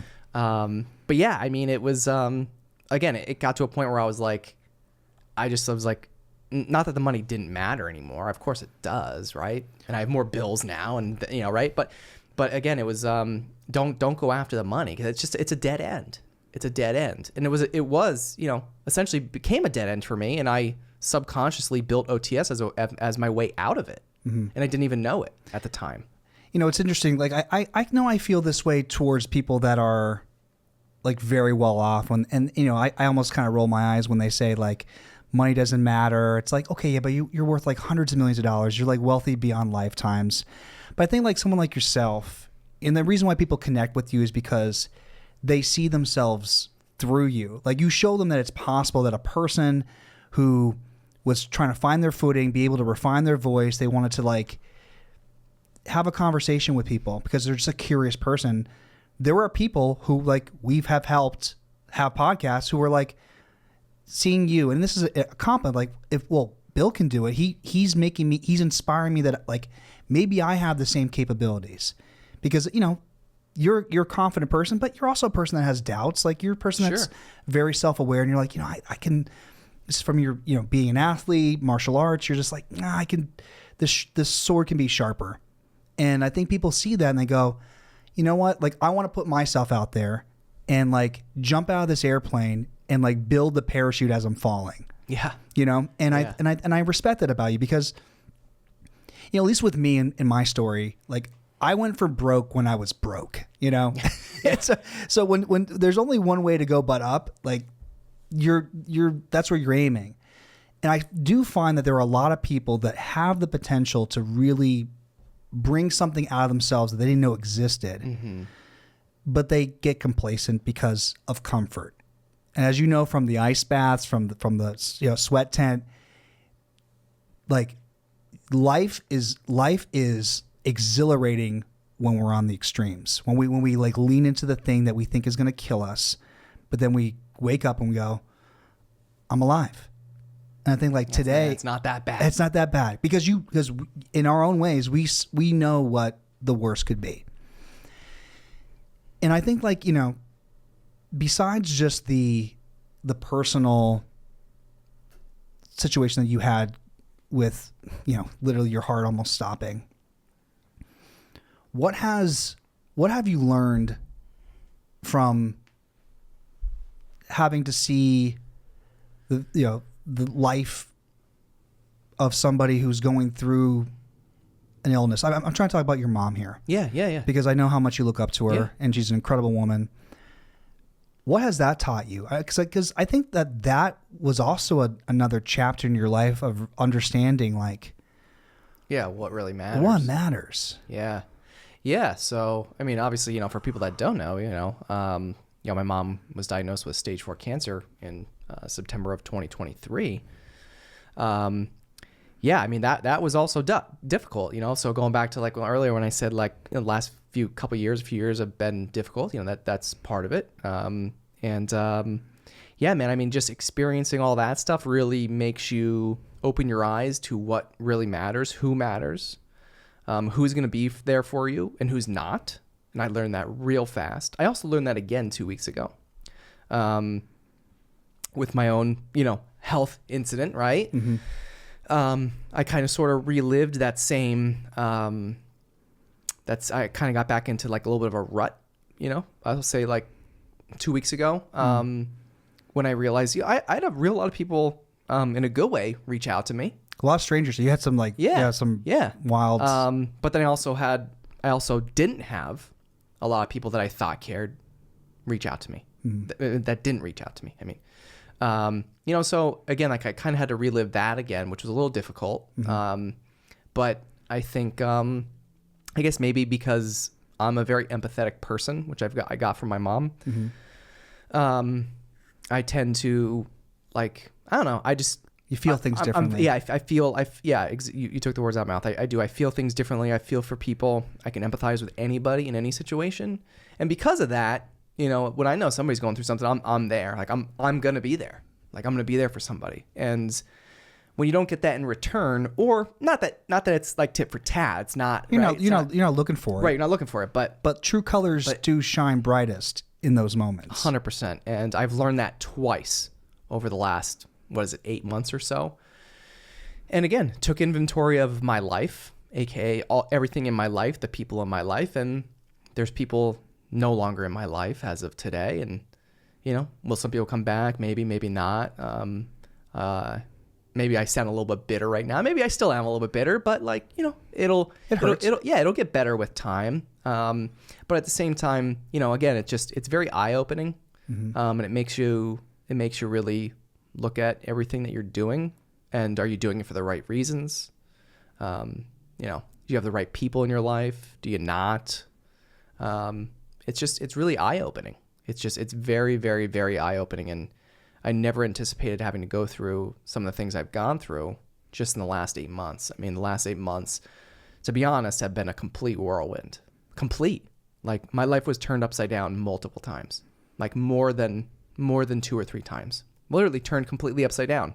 And, most people don't realize that. Like, and a lot of people are probably like, well, why don't you share it? Why don't you talk about it? It's like, well, I'm not a complainer. Number one, going back to how you said, like, I'm a private person. I'm a very public person because I'm a public figure, I'll say. Yeah. But I'm also a very private person. Like, I don't know. I don't just share things for the sake of sharing them. When I mean that, I mean like share on social media.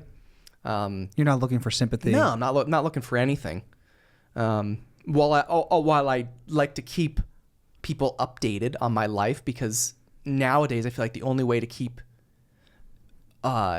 people in my life updated, anyone, whether it's people, fans of the show, family, friends, out of town, local, wherever, instead of answering 100 text messages, the easiest thing is just to post a statement on social media. But yeah, so like I said, like it's been a complete whirlwind. The last few years in general, but the last like 8 months has been like a complete roller coaster, to be honest. Not that you're off the ride, but yeah, a lot of good, a lot of bad, a lot of good. But it's important to be on the ride. Yeah, and I think it's all part of the journey. And if you can mentally make it through, I think you'll be good. Well, the only way that is by being in it. Like you are what you go through. Yeah. And you don't know how to show up to it until it shows up to you. Yeah. And that's to my next point. Like, the value of community is everything. I mean, it's the reason why I moved out of New York City after 13 years to come back here. Like, I just didn't see that as home anymore. Even though like I had lived there almost as long as living here, it was a few years away, but you adapt to a pace, like you build your family in another place. But I just didn't recognize that as home anymore. And I was like, man, I have a child. He's now 14 months, but at that time he was 2 months old, and we're like, where do I want to start his first chapter? You know, and it was close to people that I care about. And I have a lot of people, yourself included, that are family back home here. And so how has community shaped OTS, like from the inside out? I mean, honestly, I think it's been everything, literally. And again, the progress and everything that we've done here, most of it has come from whether it's been fans or somebody like yourself as part of the team. Eric, you, Dr. Will Ramey, Brian. Now we have Brian DiMattei, Jerry Rizzo. Oh my God! Forgive me if I'm missing anyone. We got to give a shout out to my wife, of course, Jess, who holds it all together, really. But honestly, everything. I always intentionally like ask people like, how are we doing? Like, what can we do different? What can we do better?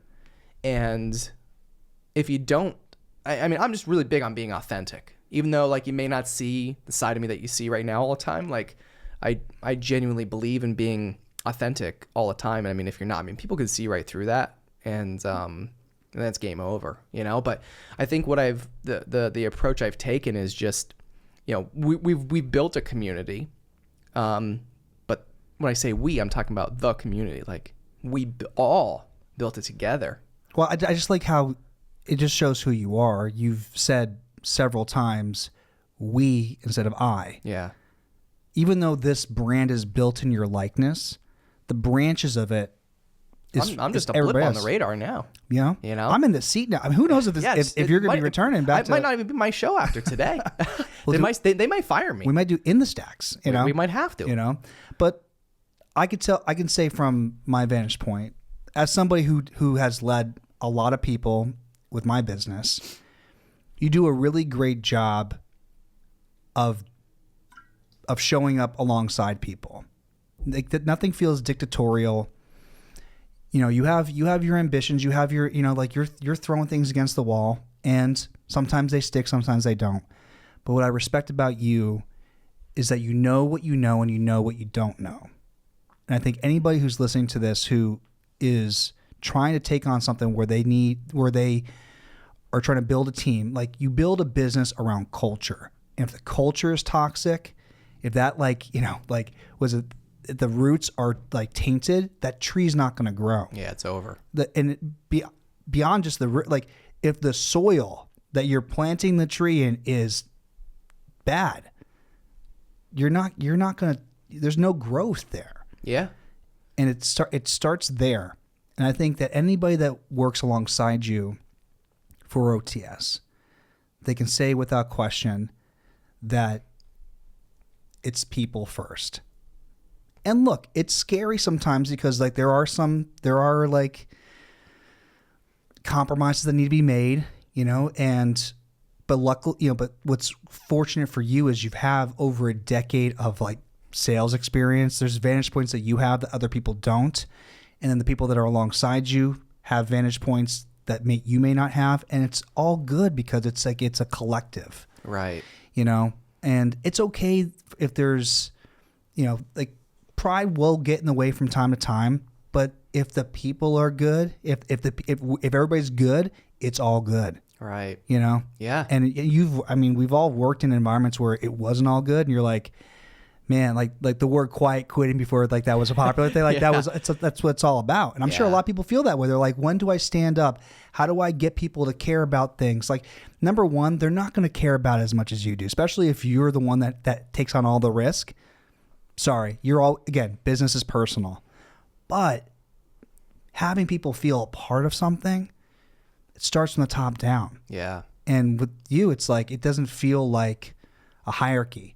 It feels like we're all on the same level, but I wear the tightest pants. So I do stand out. I think mine might be the second tightest. Exactly. Yeah. So at least we have some commonality there. But I wanted to say like that's something that you should be proud of because that's not an easy thing to build, man. No, it's probably the hardest thing to build. It really is. And you know, I think, like you said, even though this brand is sort of built around like me, right? Like it started as me, right? It's way more than me. I mean, I think even from the very beginning, I had in my head like this, that I wanted it to be something bigger, even though I didn't know what it was going to be. But I knew it was going to be something. I just didn't know what, right? Or how. And I just figured it out as we went, right? Yeah. Big is subjective though. Like you have people all over the world listening to this. Yeah. And I can attest because you've helped my business make a lot of money with the sponsorship. Yeah. So I will tell you, people from a lot of places listen to this. Yeah. But maybe, man, like, you know, I want to push back on that. Maybe, you know, big is not the goal. Maybe it's, let's start something and see if you can maintain it. Right.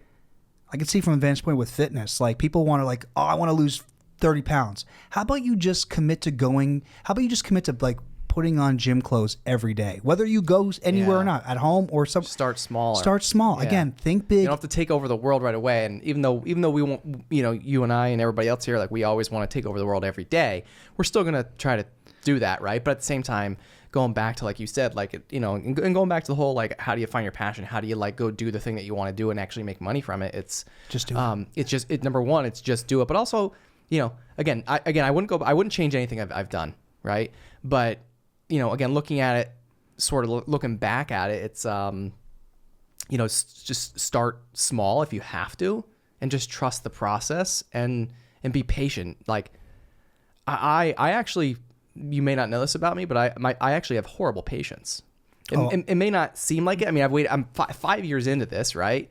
Like, I know, you know, I'm impatient, right? But I'll say from like an outside looking in, people are like, oh my God, he did this for 5 years. That's extreme patience, which I think it is, right? Yeah. It is extreme patience. Living in a world of immediacy where you can get anything, you know, anywhere all at once. Great movie, by the way. Yeah. But at the same time, it's like, you know, you got to be patient, and that's hard for, you know, I know it's hard for me and a lot of other people that are like us, right, in the entrepreneurial mind, but also, you know, coming from somebody who has ADHD, which I've never really talk about that. That's also very difficult because I'm going a million miles an hour, and that's not just because I want to. It's just kind of the way my brain functions. That's how you built, right? And you know, so it's a, you know, I look at it as it's a superpower because 100%. I'm always thinking. I'm always going. I'm always doing. I always need to be, I'll say, busy. I don't want to use that word in the wrong context. Stimulated. Stimulate, right. Like sensory seeking. Be working on something, right? Like, right. I think I used to be a perfectionist, and maybe I still am, but now I want to say I was addicted to perfection. Now I'm addicted to progress. And I think that's real important because people always think like, oh, it's got to be perfect from day one. No, it doesn't. I know you know what it looks like. I know a lot of, you know, some of the people that are listening, watching, know what this used to look like. But like, some people don't know what this used to look like. And if you know what this used to look like, you'd be like, holy shit. Like, how the hell did you get from there to here? And it's like, and when you look at it back then, it's like almost like embarrassingly bad, but it's part of the journey. It's part of the story, and I'm proud of it now. But again, it wasn't perfect. It was nowhere near, and it's still not perfect. Do we strive to make it as good as we can every single day? Is it going to be perfect? No. But do I want to make progress and be productive every day? 100%. But again, I think a lot of all of this, and a lot of, like, you know, I'll say like how we built this, you know, just everything in general. It all also, I guess, goes back to the whole ADHD and just the way my brain works, which is, I guess, different than a lot of people. Mm-hmm. And like I said, I look at it as it's a blessing. I mean, if I didn't have it, I don't think this would exist. I share in the ADHD, you know, label. Proudly wear that on my chest. Perfection is the enemy of completion, man. Perfection is built around this fear of what others will say about me when I put this thing out in the world. I will tell you right now, you look a lot worse not doing anything at all. I wanted to, you know, before we wrap up here, I wanted to ask you, because this is something that really was, you know, insightful in my process about how I see the world. You know, psychedelics, I felt in my experience have like really allowed me to open up a whole nother vantage point of life that I couldn't see in this like reality. And I'm not like, I'm not encouraging people to go out and just, do that, using it as a tool, right? Obviously, my story of smoking pot and needing to go to, self-admitting myself to a hospital. Right. You see this, it's becoming, I won't say normalized, but widely accepted as a tool for people to help with mental health. And I mean, my gosh, the ketamine fund, which I have a friend from a company called AP who part of their proceeds go to helping veterans with PTSD and having that as therapy. But, with psychedelics, I had done DMT and I've done a variety of other methods. Los Drogos. Yeah. And you know what? Like, there's a label to that. I think from other generations, they see you as like, a loser. Well, I'm not a loser. Google my name. I'm proud of what you'll find, as I'm sure you are too. But have you had any experiences with that? And yeah. And so I've dabbled a little bit myself into psychedelics, mushrooms specifically. Mm-hmm. And, I had an experience, was a few months back maybe that, it was at first a bad experience. Mm-hmm. I'm like, oh shit. That's the holding on, man. The holding on to Yeah. So I've never really done any drugs, I'll say, like my whole life, right? Like I've never really done anything. So, I've always been the person who, I'm always worried about what I put in my body, like me, like something that I can control. Sure. Like, cause I like to be in control of my mind, which I think everybody likes to, right? Of course. Right. Yeah. But, it's just, I get freaked out when I don't feel right, I'll say. Right. So I was apprehensive, right? But started off slow, doing some microdosing, and then eventually had a little bit more than a microdose, right? The hero. Yeah. And man, it was the crazy thing is like I'm like I remember some things, not all things from it. There's certain things that like now, like all of a sudden I remembered now, like after the heart incident, I'm like, holy shit, I'm starting to remember some things coming back to me from that experience. And again, I don't know what the cause was of my AFib. But I will say this, and this may like freak you out, but in a good way, it may freak a lot of people out too. So, they say that when you have a high dose, that like the mushroom speaks to you and tells you what you need to work on in your life. Or it shows you things. It opens your eyes to things that maybe you weren't seeing. Yeah. Right. You're connected to source energy, and there's a lot of visualizations that happen. Yeah. Good or bad, right? Yep, Depending upon what you go in, the intention that you go into it, which it's about set and setting. But please continue. Yeah, and but yeah, so some of the things like I'm seeing like the words like anxiety and depression, and maybe I was a little bit depressed at some points here and there, right? Nothing real bad, real serious, but enough to maybe talk about, right? But I started seeing just visuals of stuff like that, and then also like just alcohol and drinking. So like I don't want to say like, oh, I'm sober. And believe me, I'm going to preface this by saying I do not have a drinking problem, and I didn't have a drinking problem. Well, right? you are a Penn State grad, and one could put the pieces together. Yeah. So but yeah, I definitely used to drink a lot for sure back in my college days. Not as much anymore. In fact, now like none. Am I saying like I'm going to quit forever? Maybe not. But I'm just, again, going back to reevaluating and taking inventory of my life and what I'm doing and what's going in my body and, what's not, right? And, so, I mean, for me, like, it wasn't anything out of the ordinary just to have a few drinks, a couple glasses of wine, a couple beers or a few beers, a couple or a few nights a week. Like, that's normal, right? But, like, I didn't really think about it until after the AFib incident.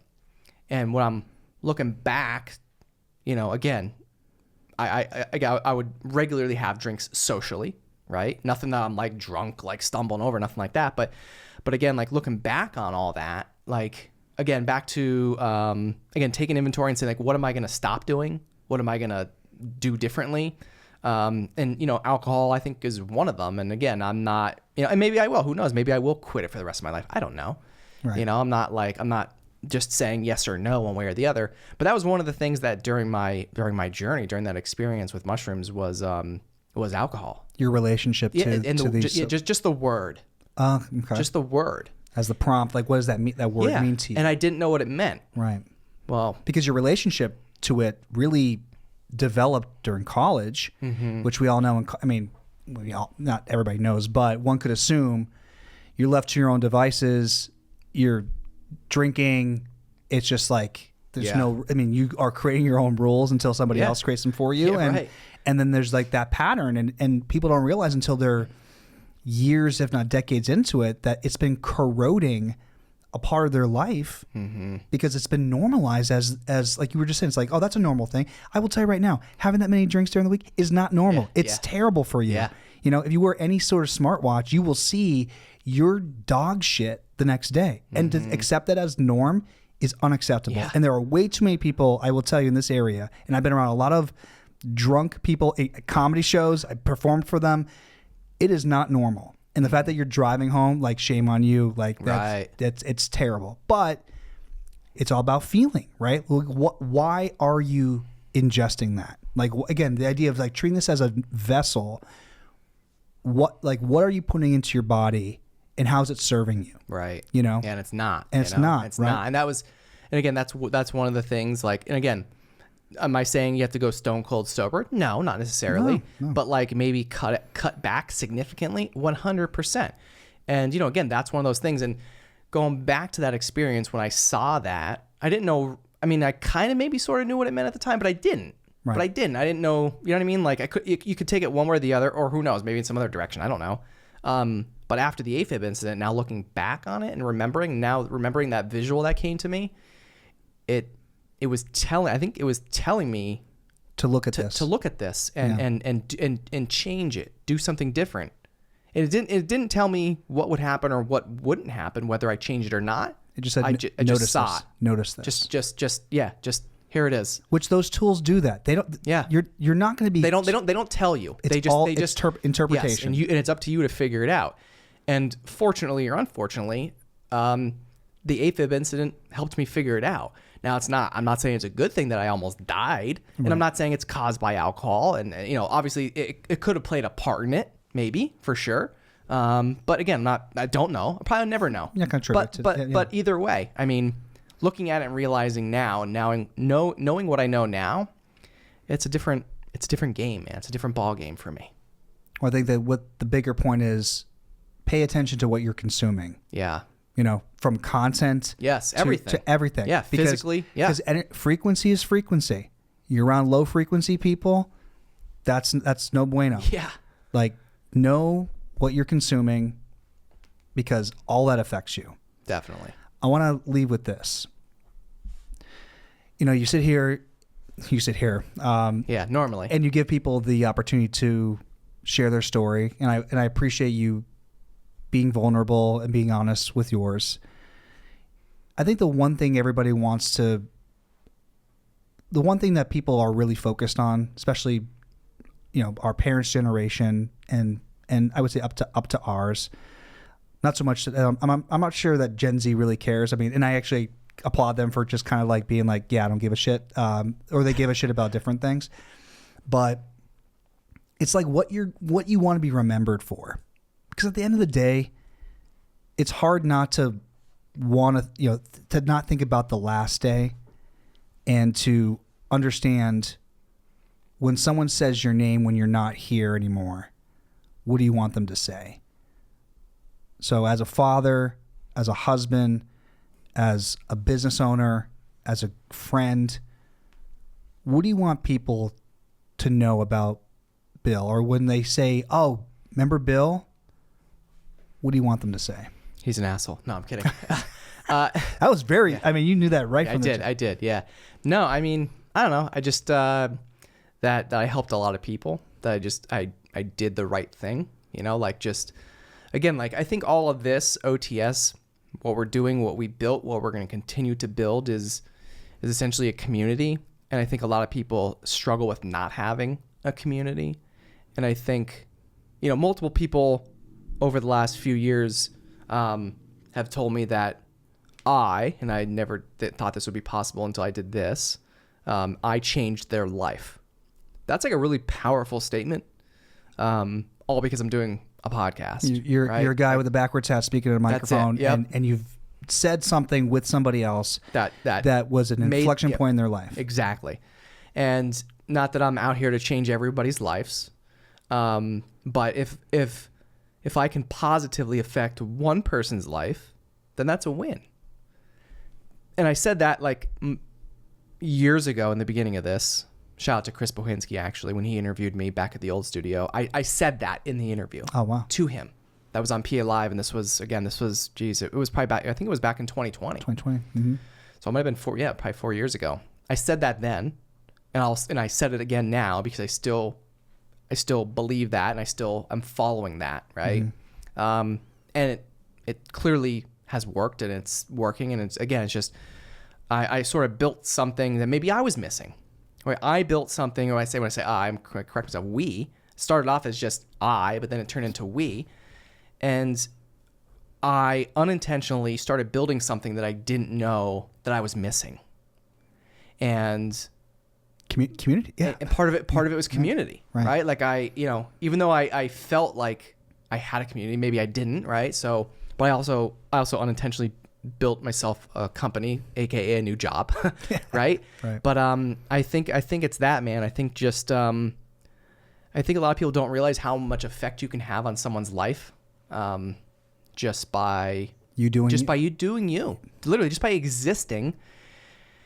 And it's really weird to think about because, there's a lot of people that consume the content here. And you don't realize, and I still don't realize, and a lot of it I'll probably never even know, right? Unless somebody tells me about it, like a few that have. But just by being yourself, and that's what I want to do. I just want to just be myself and just positively affect people. End of story. Who knew that showing up for your passions could have such an impact in people's lives? People that you don't even know. Yeah. And what an incredible gesture to give others who don't know that they need it, who might be listening to this as they're washing dishes or driving in a car to and from where they need to go, that something that's said hits them in a way, impacts them in a way where they go, oh, and they're brought back to themselves in that present moment where we are rarely as people. And as we're here today, man, I want to say it's an honor to be the person that gets to ask you questions. I'm grateful to be your friend, to work alongside you. I know I speak for a lot of people that they're really happy that you chose to listen to your passion and to be able to share it with the world. So, Bill, episode 200, thanks for being here. Appreciate it. Thanks, Jimmy.